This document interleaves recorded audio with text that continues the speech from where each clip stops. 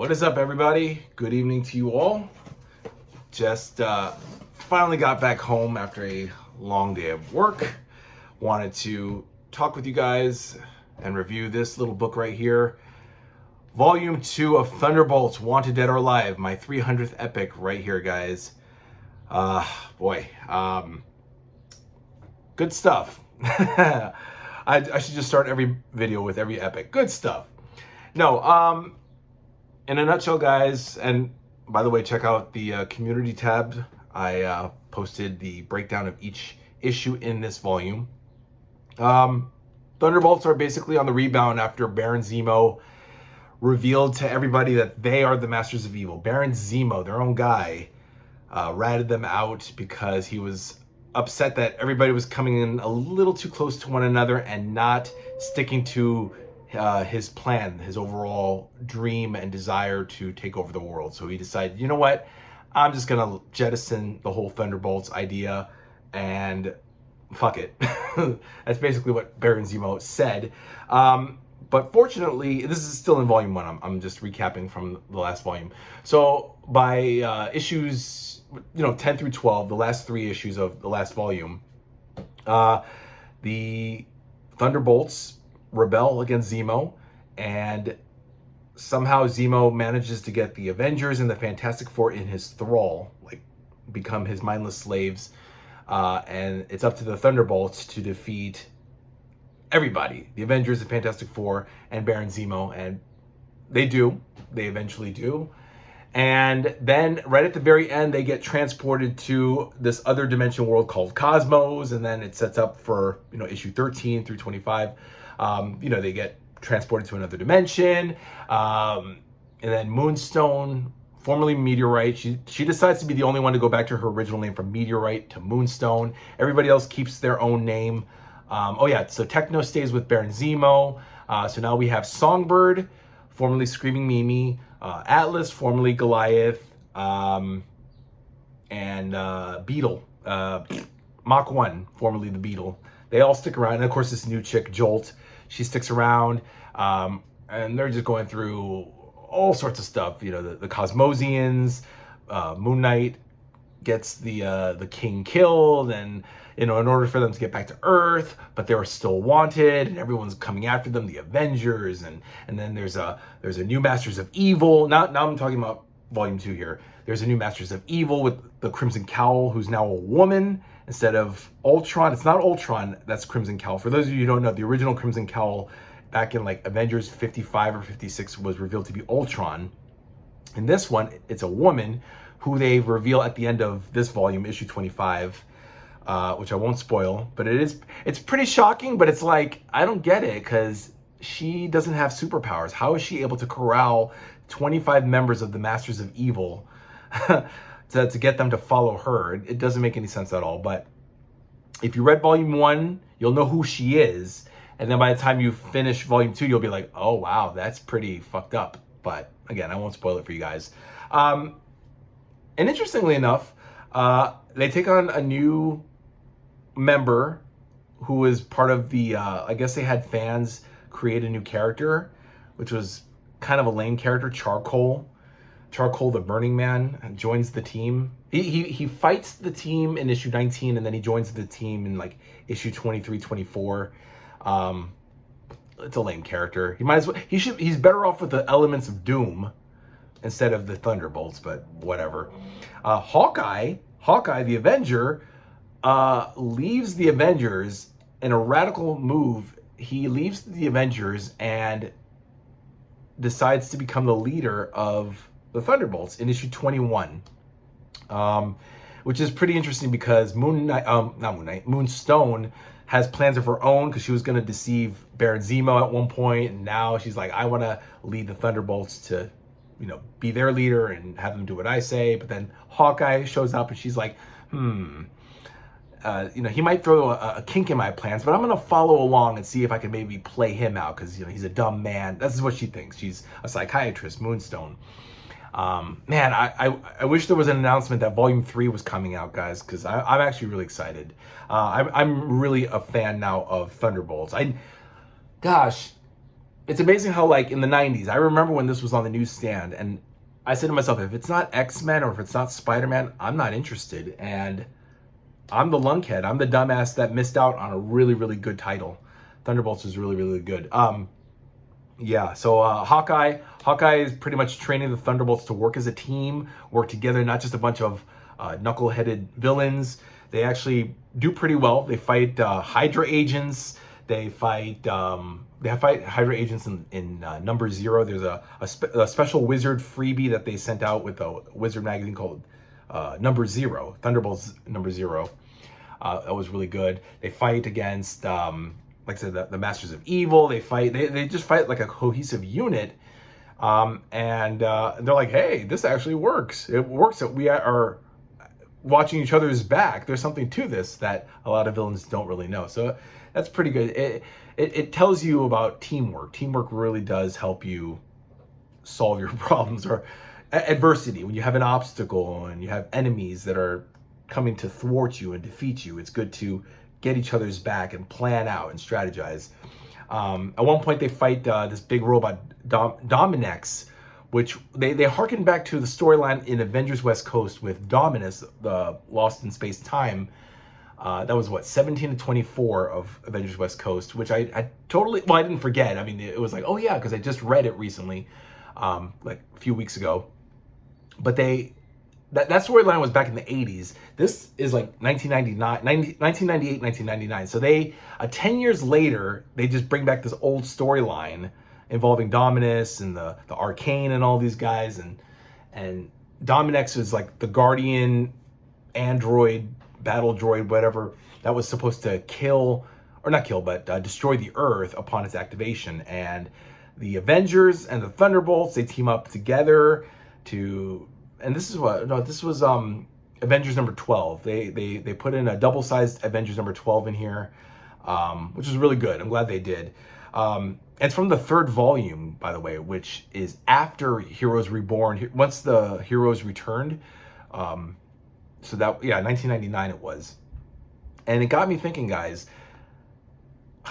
I really said to myself, I'm not going to get anything past volume 1 of Avengers or Fantastic Four. But then I got to thinking, like with Thunderbolts, if I don't read the Heroes Reborn, you know, the 1996-97 series, when they rebooted the series to volume 2 of Fantastic Four, Avengers, Captain America, and Iron Man, I'll be making the same mistake I did back in the 90s and not read these books and potentially miss out on really great stories, you know. And reading Thunderbolts and even reading that issue 12 of Avengers, which was, again, a double size. I don't know if I mentioned that, but it's a huge 40-page double-sized book. It was awesome. I'd be missing a lot of good stories. So I might, if they do decide to continue to volume 30 of Avengers and Fantastic Four, maybe I'll be on board. But guys, I'm running out of shelf space here. I have like no more shelf space. I'm gonna have to build like 5 more shelves in order to accommodate 30 plus volumes of X-Men and Avengers and Spider-Man and so on and so forth. I mean, we're really looking towards that, I'm telling you. But anyway, I digress a little bit. But Thunderbolts, guys, volume 2, really good stuff. It just came out, what, last week, 2 weeks ago? If you haven't already, I know a lot of you who commented on volume 1 were telling me you loved volume 1. Thank you so much for telling me. I totally agree with all of you. Really good stuff. I can't wait for volume 3 to come out. And yeah, I mean, check it out. I don't want to leave anything else. Let me just see. Oh yeah, there was a Captain America Citizen V annual, which had not Baron Zemo as Citizen V.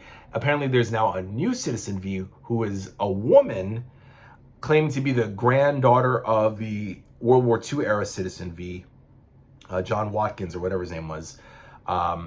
So she hasn't revealed herself, but they say, oh, it's a woman, and she has, you know, boobs and stuff. They show that she has the figure. What's funny was in the annual, they showed her in the body of a man, and they even referred to her as a man. But then who was it that said it? They said, oh, but you can remove all your paddings and stuff. I know you're a woman. And then suddenly it's like a her, a woman.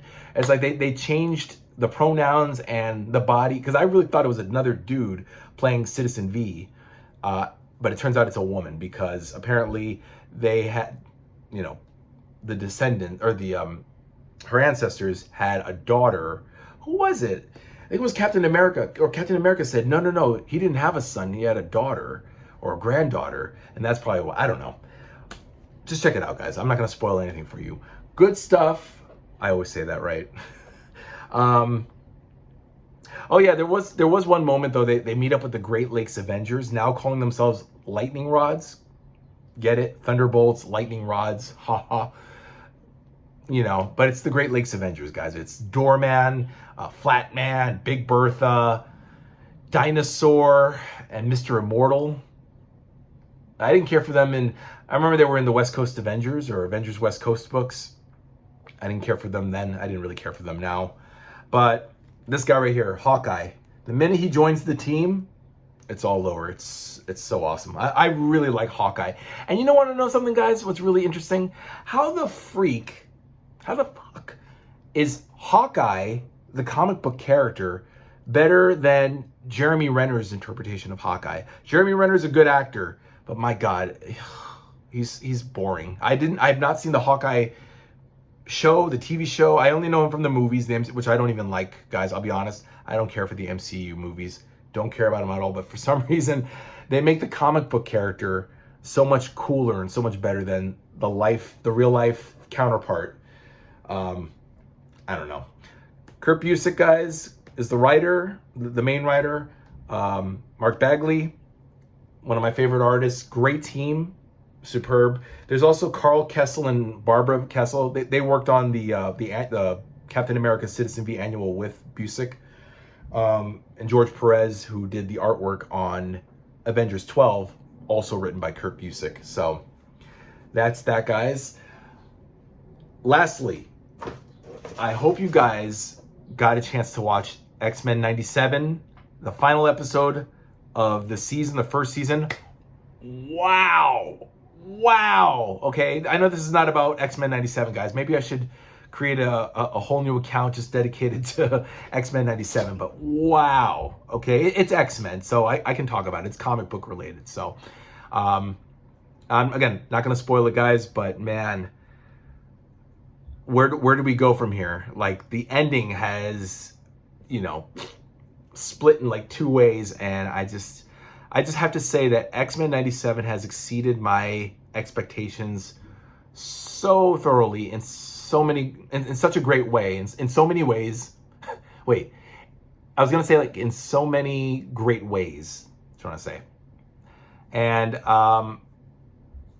again, just the season alone of X-Men 97 is better than any Marvel movie, any X-Men movie in the last 20 years, guys, which is awesome in a way for the cartoon, for the animated series, but very sad. It's a sad state of affairs for the MCU Marvel movies, that they can't even get anything right anymore. And it's over. It's over for the movies, guys. Let's just stick with comic books and cartoons. I mean, when it comes to comic books, right? I don't know. But let me know what you guys think down below in the comments. What do you... Oh, sorry. Wait. Before I end this, I've decided, and for those of you who probably have seen my next book that I'm going to read is going to be Black Widow, Volume 1. Beware the Black Widow, 1964 to 1971. So we're going to go back to Stan Lee because it shows the Tales of Suspense issues. But yeah, 64 to 71, Natalia, she has many names. Romanova. I don't know. I just want to bang out as many of these books. It's only 2 volumes. So I want to bang out as many of these as quickly as possible before Avengers Volume 11 and Amazing Spider-Man Volume 10 come out, which will be May 21st and 28th, respectively. So I'm gonna try to do like Black Widow, Submariner, Marvel 2-in-1, She-Hulk, maybe Sergeant Fury, like get those 2 volumes of each of those titles out. So that way, when I start Captain America, Daredevil, Iron Man, Hulk, and Thor, which are like 15 to 20 volumes long, I can, cut them out. Wish me luck, guys. So this is the next book, all right? Black Widow Volume 1. So let me know what you guys think. Let me know what you think about Thunderbolts Volume 2. Let me know what you think about X-Men 97's last episode last night, the final episode of the season, to clarify. and my next book, Black Widow Volume 1. All right, guys, take care, and I'll see you in a couple days. Bye.